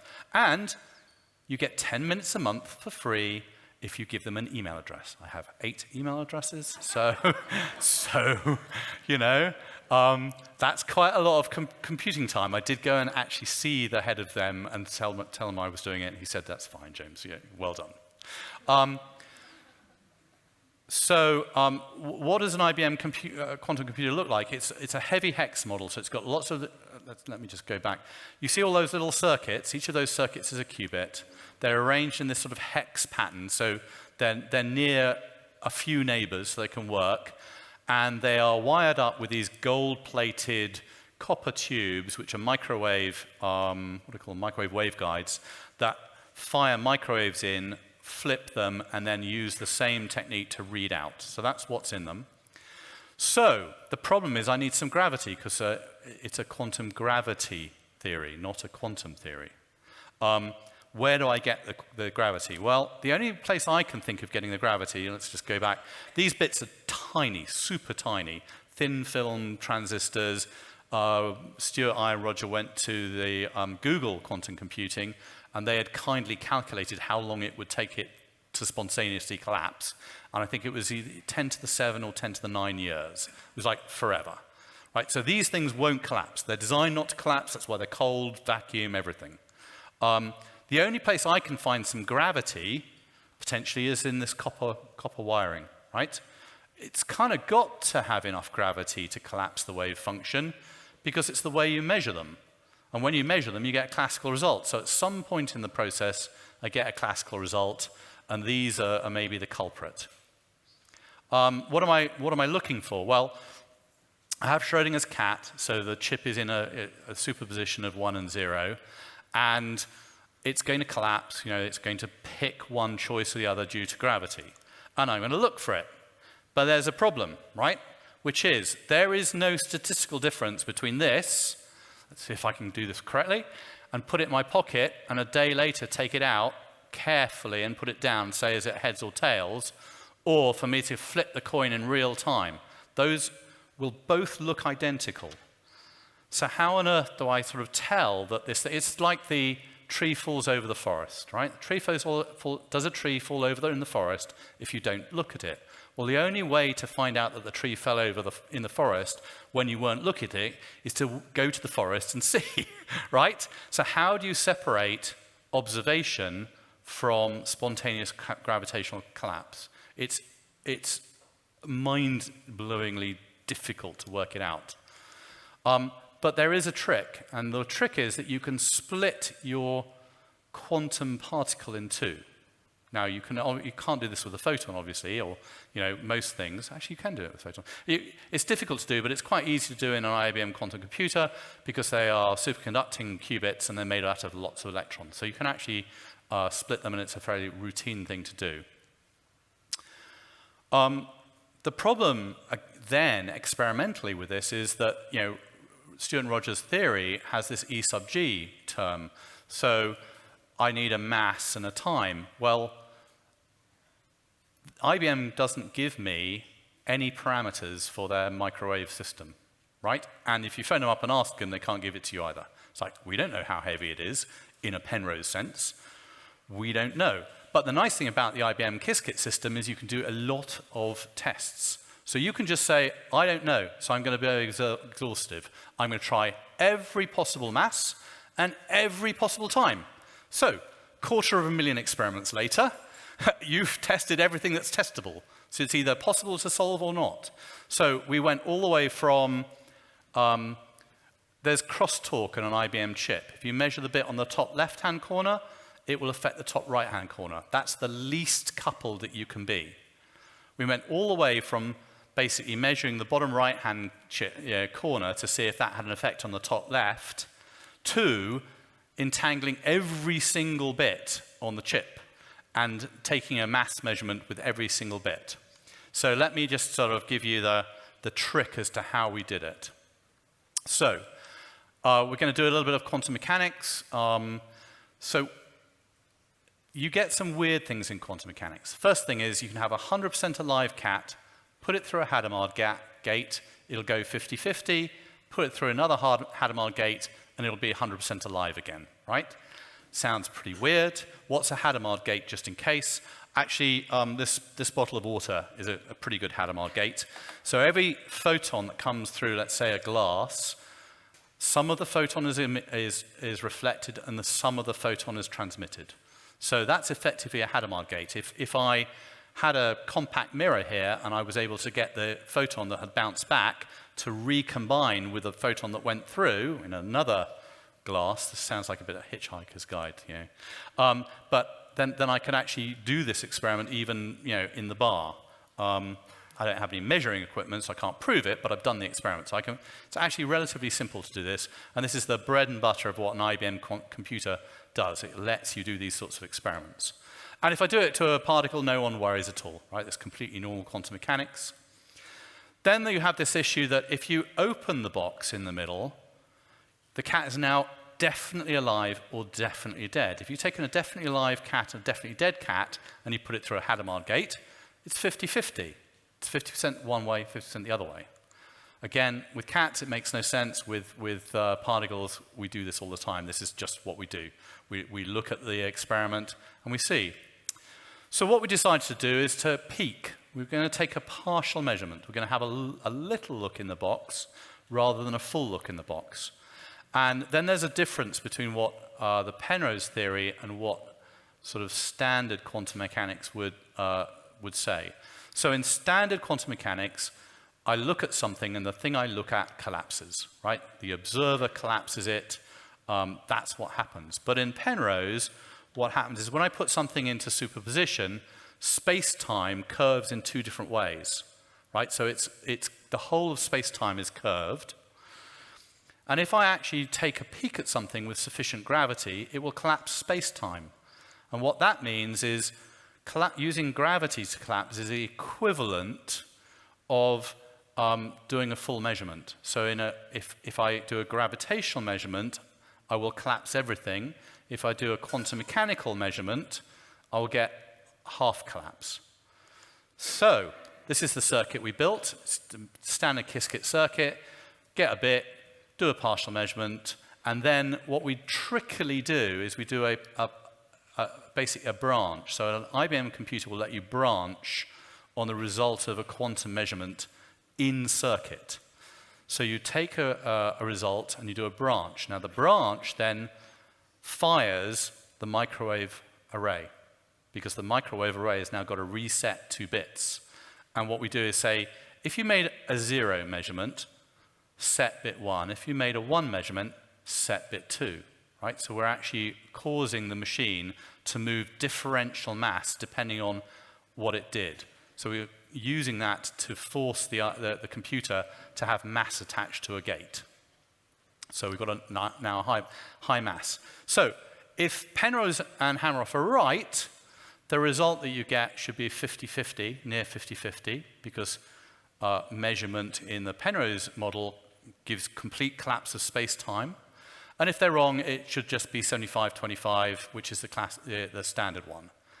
And the answer is they're right, that it does collapse the wave function based on the mass that you apply to it. So I will get around to open source. Oh, the nice thing, of course, is the big problem with my garage experiment, it would have taken 5 years for someone to then replicate the experiment.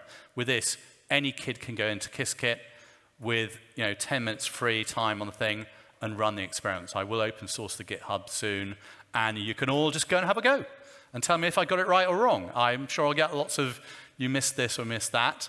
I am doing quite a lot of control experiments to pick out all the different sort of things that might throw you off, but you get a pretty consistent, tendency to this 50-50. If you put a lot of mass, it goes straight 50-50, right?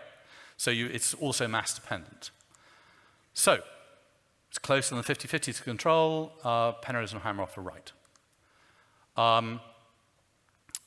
Gives some interesting consequences. One of the interesting consequences is effectively what you've got is a 3-phase situation in this system.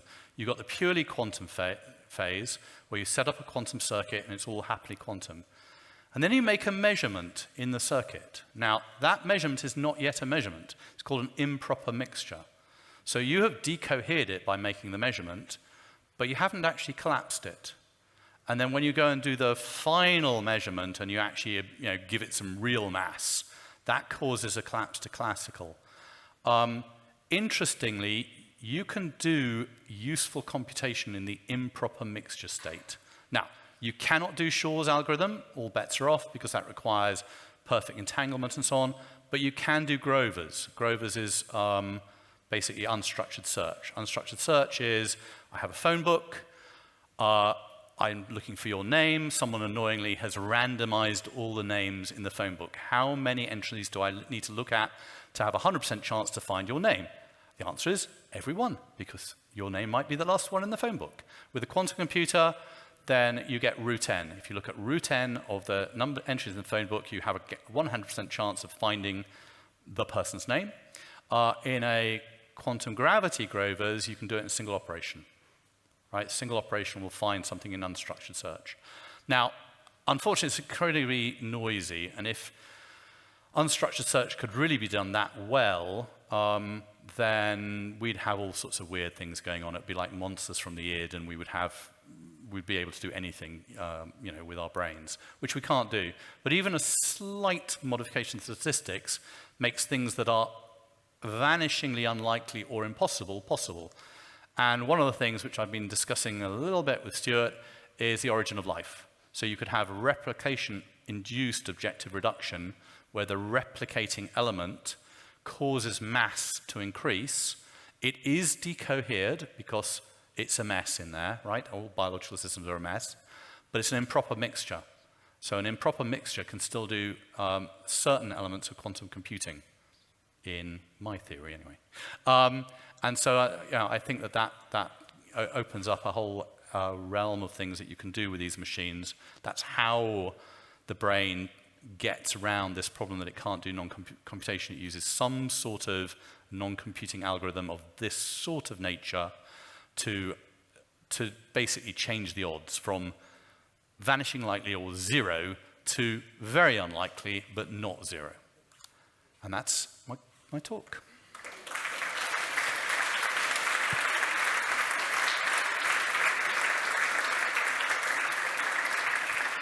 Thanks, James. I have time for some quick questions for James. I'm going to go to a different part of the room this time. Anyone right at the back? Let's go right to the back. Any questions over here? Nope. Okay. Go on, You already had a question. Yeah, her question will be a good question. It's a plant. Thank you, James. That was very nice. So just to follow up on what Roger said earlier, can you do this modeling with the interplay where quantum reality, classical reality, and conscious reality are all part of the mix? Oh, gosh. I think the answer has to be no. I haven't fully absorbed the consciousness to classical reality yet. I mean, you do have the benefit that in quantum reality, time is not yet ticked. So you can do all sorts of things where you're allowed to go back in time because time doesn't exist yet. So you're not really breaking any laws. And we know from David Deutsch that one of the things you can do is you can have closed time-like curves, which can then exceed a Turing machine. So there is some wriggle room in the laws of physics there where you could get a theoretical way by which you can actually exceed a Turing machine. And I mean, that's what I'm arguing here that you're doing. You're exceeding it. But I'll need to spend a bunch of time on Roger's classical quantum. I spent a little bit of time, but not enough. Any more questions for James? Yep. Yes, Suzanne. Thank you, James. It was spectacular. You just lost me at the last slide. Can you go on as well? So basically, okay, quantum, okay, classical, in the bit, the interesting part. The improper mixture. Yeah, that's the part where I would like you to dig a bit. Well, if you have a fully quantum state and it decoheres, what does it decohere to, right? So normally your state would have some density matrix, and it will decohere and it will basically zero out the off diagonal, right? But it's not chosen which thing it will do. So are there any useful computations or useful things you can do with a state that hasn't chosen what it's doing yet, but has lost all forms of coherence? And the answer is, in a pure quantum computer, no. Once it's lost coherence, it's useless. But in a quantum gravity computer, yes, because you can run quantum gravity grovers. And so you can do unstructured search in an improper mixture. And so what I think is potentially happening in the brain is you can do unstructured search in an improper mixture, which is the sort of roundabout way of answering Anita's question, which is you're doing something that would give you a way out of the laws of physics as we know them at the moment. That's the trick. Hello. I have a question. Yeah, I have a question. Oh, yeah. Sorry. So according to your report, and we can see that you support the idea that the quantum consciousness in human brain, right? Quantum consciousness. You support the idea? Yeah. Oh, do I support quantum consciousness? No. I support quantum gravity consciousness. Okay. Yes. Can you give some comments about some research? They said that this quantum FS, maybe quantum entanglement, happened in the machine's brain. How do you think about that? In which machine's brain? Ours or? Quantum entanglement, yes. Quantum collapse happens in the machine's brain. They said that there's a quantum consciousness in AI's brain. How do you think about that? If I understand the question, yeah. So, I mean, quantum computers collapse all the time, right? Yeah. That's what they do when they fall apart. And an IBM quantum computer collapses in about 300 microseconds. Yeah. So, do you think that's the quantum orbit or quantum entanglement and quantum collapse happened in the AI's brain? In the AI, the machine's in the brain. AI? Yeah, machine's brain. Do you think that happened? I don't think it's useful. I think it did collapse, but that's not useful. What you need is this complex sort of gravitational entanglement to give you something that will that then give you computational power. We are looking for something that's more powerful than a Turing machine. Okay, so there's no quantum consciousness in the machine's brain? Can you make it? Well, it's a proto-consciousness idea, right? Which is, in order for you to have consciousness, you're going to have a complicated machine, big enough to have thoughts. You're going to have programmed it. It's going to have lived some time, so it has some memory, so it can apply this capability. It's going to have a lot of stuff. So at the moment, unfortunately, I'm toying with the very base layer, which is there something that you can see that the machine does that is not just a Turing machine? Because if it's just a quantum computer or just a classical computer, it's just a Turing machine, and it can't do non-computability. So I defined my conscious definition at the beginning, which is it needs to be more powerful than a Turing machine. Where could it get that power from? Okay, thank you for the answer. Thank you. Just one more question over here. Perhaps you've just addressed this, James, but yes, I'd like to take you back to your first point where you said consciousness, something that can solve non-computable problems. And you very nicely explained how that can apply to the brain. Are you saying that that can or will apply to quantum computers? You could make a device. We would not call it a computer anymore because we want to respect Roger's view, but we would call it a device. You could make a piece of hardware that could do non-computable mathematics, and therefore, if that's our definition of consciousness, that's our theory, and that is the Penrose theory, then yes, you could make a device out of silicon or germanium or some photonic thing, whatever, that would be conscious. And we are just, biologically conscious machines with this, I used machine again, we're biologically conscious things that do something that's more powerful and more interesting than just a computational machine.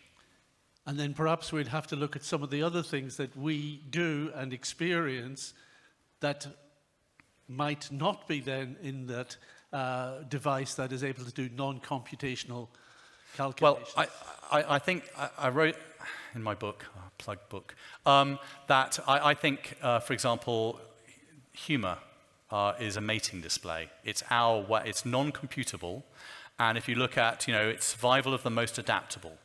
So you notice that people tend to marry the more creative people, not necessarily the most wealthy.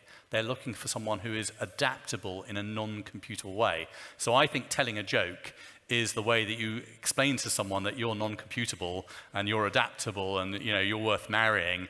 And so it's like it's a mating display. Now, so therefore, if the next version of ChatGPT comes out and gets on Saturday Night Live, I'm toast, right?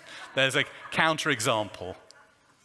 Okay, thank you. I think we can go further, even with the ideas of subjective experience, phenomenology, and the experience particularly of qualia. And I think those will have to be seen to how they emerge from that model of quantum consciousness. Thank you. Thanks. Did you want to comment on that, James? I mean, I don't understand qualia, and I don't understand. I understand, like, someone tells a joke and someone laughs because I can measure the degree of laughter, how many people in the room laughed, and I can then get a machine and I can say, right, tell a joke, ChatGPT, and everyone goes, oh gosh, like a dad joke. I can measure it in some objective way. Qualia, I don't know how I measure it. It's like my sensation of the color blue is much better than yours. No? Oh, you're just fantasizing. It's just an argument with it's a pub argument, as we call them in England. You can't, it's not science. Very quickly. Just a clarification. It's not a question. This is not a question, but a clarification. We need to make a distinction between a decision process that is being non-computable versus being able to solve non-computable problems. I think in the questions there was some fuzziness but I just wanted to mention this. Yes, we can spend many hours on those arguments. I'm trying to just stay at a high-ish level. Yeah.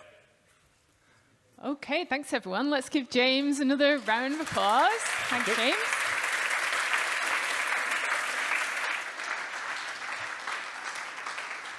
So that's the end of this session. Now we're going to have a quick break, and we're also going to reconvene for concurrent sessions at 5 p.m. So they will be going on in a variety of different rooms.